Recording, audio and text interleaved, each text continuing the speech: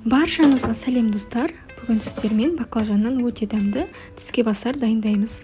Ол үшін ең алдымен 2 орташа көлемдегі баклажанды салқын суға жуып алып, одан кейін міне осындай бөліктерге бөлеміз.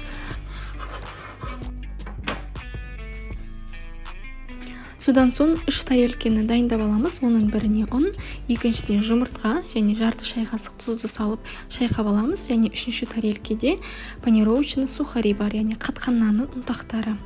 Ең алдымен баклажанның бір тілімін алып, осылай ұнға аунатып аламыз. Одан кейін жұмыртқаға аунатамыз. Кейіннен осы панировочный сухариге аунатып барлығын дайындап аламыз.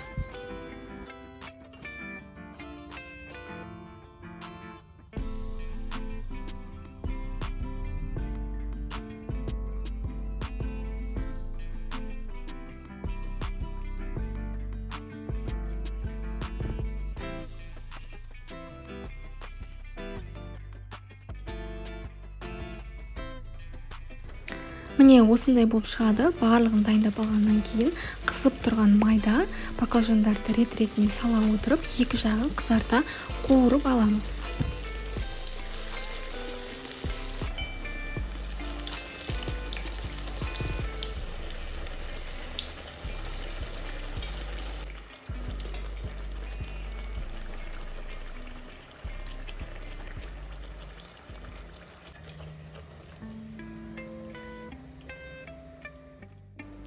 Баклажандар қуырылып болғаннан кейін ендігі кезекте соусын дайындаймыз.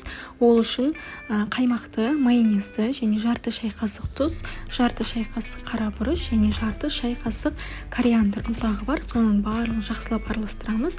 Одан кейін міне жарты тісше сарымсақтың барлығын ұсақтап, барлығын араластырамыз. Кориандр өте ерекше дәм береді. Бұны міндетті түрде қосыңыздар.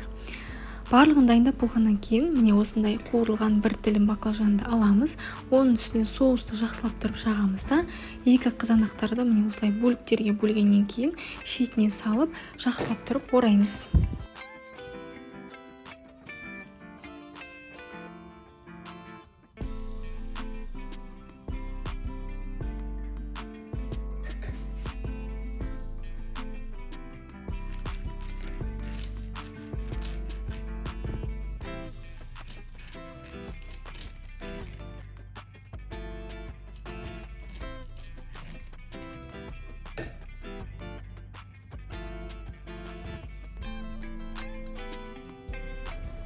Міне барлығы дайын болды.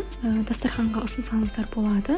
Өте керемет болып шығады. Барлықтарыңыз дайындап көріңіздер. Видеоны соңына дейін қарағандарыңызға рахмет. Ас болсын.